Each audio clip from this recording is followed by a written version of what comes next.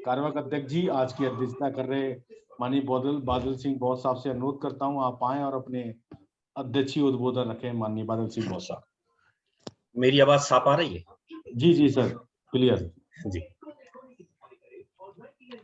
सभी आदरणीय जनों को सादर नमो बुद्धाय, जय भीम। समय काफी हो चुका है और सभी साथियों को माननीय राष्ट्रीय अध्यक्ष महोदय ने ऑब्जर्व किया है।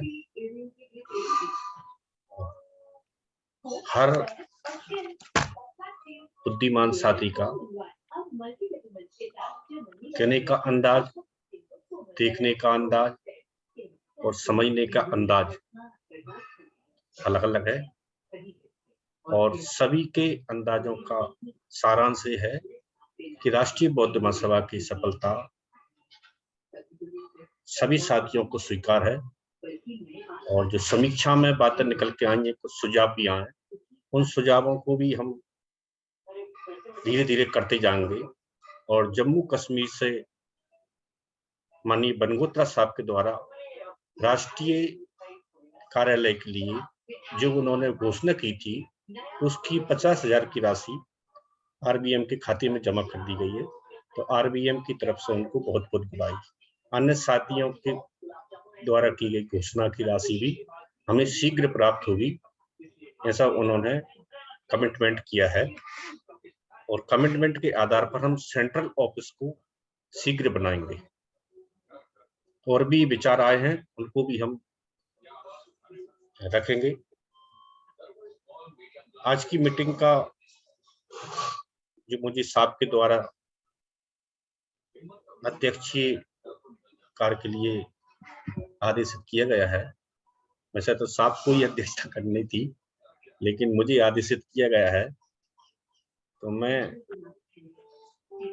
पूरे मीटिंग के आधार पर इस निष्कर्ष पर पहुंचा हूं कि भारत में जो देखने का तरीका है, नजरिया है, वो हिंदुस्तान के चश्मे से देखा जाता है। यहाँ जो भी सोच बनती है या बुद्धिमत्ता देखी जाती है, आईडी देखी जाती है, वो हिंदुस्तान के चश्मे से देखी जाती है। इस कारण से बुद्धिजीवियों के सामने वैचारिक द्वंद्व खड़ा दिखाई देता है और जो हमारा बहुजन समाज है, बहुजन समाज में दहशत फैलाकर भय युक्त वातावरण तैयार किया जाता है। तो बुद्धिजीवी एक सीमित संख्या में होने के कारण और समाज में दहशत होने के कारण जो विल पावर होना चाहिए बहुजनों का, वो विल पावर कहीं ना कहीं डाउन हो जाता है। और विल पावर डाउन होने के कारण जो एकता के साथ हमको खड़ा हो जाना चाहिए, मात्र खड़ा होना ही हमारी सफलता है। और जब जब हम एकता के साथ खड़े हुए, जैसे अभी हमारे डॉक्टर वीरेंद्र साहब ने बताया कि जो विचारधारा का जो कार्य है, मिशन मूवमेंट का जो कार्य है, मानवर साहब भी बोला करते थे कि ये ज्योतिबा फुले साहब से प्रारंभ हुआ। इस कार्य को अपने समय में छत्रपति साहू जी ने बढ़ाया और आगे चलकर इसको विश्व रत्न बोधिसत्व बाबा साहब ने बढ़ाया। और मानवर साहब कहते थे कि अब मैं इस कार्य को बढ़ाने की कोशिश कर रहा हूं और मेरे बाद इस कार्य को बढ़ाना आपकी जवाबदारी होगी। तो इस कार्य को राष्ट्रीय बौद्ध महासभा अपने स्तर से बढ़ा रही है और इस कार्यभार को बहन जी भी अपने स्तर से काफी समय तक उन्होंने इस कार्यभार को बढ़ाया। लेकिन मान्यवर साहब के तरीके का जो कार्यभार कहीं ना कहीं बहुजन निर्माण का था, वो अब हमको पूरे बहुजनों को अपने कंधे पर लेकर चलना चाहिए। राष्ट्रीय बौद्ध महासभा का यही उद्देश्य है। जो 15 बिंदुओं पर जो चर्चा की गई है, एक साल भर के लिए राष्ट्रीय बौद्ध महासभा के द्वारा 15वें अधिवेशन में रखे गए हैं, वह सारा पूरे साल का एक एजेंडा है। उस एजेंडे के बिंदुओं के तहत बाबा साहब का जीवन समाज के लिए वर्ग संघर्ष करते हुए कैसे निकला और मानवर कांसीराम साहब का त्याग, परिवार का त्याग, संपत्ति का त्याग करते हुए सामाजिक क्रांति और आर्थिक मुक्ति के लिए बहुजनों के लिए संघर्ष किया। इसी मार्ग और कार्य को मूवमेंट करने के लिए, मूवमेंट को चलाने के लिए राष्ट्रीय बौद्ध महासभा पूरे भारत में मूवमेंट को चला रही है। अब हमें रक्तपात की ओर वह साथी कई बार उकसाते हैं जो नहीं चाहते कि हम सुलझे हुए माइंड से, सुलझे हुए दिमाग से इस कार्य को करें, क्योंकि हमारे महापुरुषों की जो क्रांति, सामाजिक क्रांति रही है, वह गैर रक्तपात की क्रांति रही है। जैसे हम बाबा साहब की क्रांति को देखते हैं, मानवर साहब की क्रांति को देखते हैं, और मानवर साहब की क्रांति का एक सफलतम महत्वपूर्ण कार्य क्या था कि छोटे छोटे संसाधनों का बड़े पैमाने पर उपयोग करना उन्होंने बहुजनों को सिखाया था। कार्य करने के जब हम संगठन देखते हैं, हम बहुत सारे संगठनों की संख्या बताते हैं, भारत में इतने संगठन कार्य करते हैं, और जब हम कार्य करने वाले संगठनों की समीक्षा करते हैं तो हमें शून्य नजर दिखाई देती है कि जो सामाजिक क्रांति और आर्थिक मुक्ति के लिए काम करते संगठन हों। और जब हम पंजीकृत संगठनों की संख्या देखते हैं तो बहुत सारे पंजीकृत संगठन हमें खुद दिख जाते हैं। तो हमारे जम्मू कश्मीर के संयोजक साहब हैं, उन्होंने स्पष्ट कहा है कि हमारी गतिशीलता को देखकर अन्य संगठन भी जो मात्र नाम के संगठन बने हुए थे, वह भी डायनामिक हो चुके हैं। उन्होंने भी अपने कार्य करने की गति बदल दी है। अब वह भी पिछले 1 साल से फंक्शनरी दिखाई देते हैं। हमारी राष्ट्रीय बौद्ध महासभा की ये ऑनलाइन जो हमारी वार्ता रहती है, वेबिनार्स रहती हैं, इसके बहुत सारे संगठनों ने अनुसरण किया है। कहीं ना कहीं हम उनके प्रेरणा सूत्र रहे हैं कि राष्ट्रीय बौद्ध महासभा की सफलता रही है, और मानवर हमारे भारती साहब संस्थापक जी, उनकी सोच का अनुसरण करते हुए बहुत सारे संगठन अब हमारा अनुसरण कर रहे हैं। तो ये हमारी बहुत बड़ी सफलता है। एक साथ खड़े होना पूरे भारत में, यही हमारी सफलता है, और समाज के युवा वर्ग को समाज हित में प्रतिपूर्ति के लिए समाज को सुरक्षित नेतृत्व देकर व्याप्त दहशत से मुक्ति और जवाबी वैचारिक द्वंद्व के लिए तैयार करना राष्ट्रीय बौद्ध महासभा का उद्देश्य है। राष्ट्रीय बौद्ध महासभा जो रोड मैप तैयार कर रही है, जो 15 बिंदु साल भर के लिए संभावित एजेंडा है, उस पर हमको काम करना है। और प्रत्येक रविवार को जहां भी आपकी सभा हो, वहां आप 100 रुपए के मेंबर बनाना बिल्कुल भी न भूलें।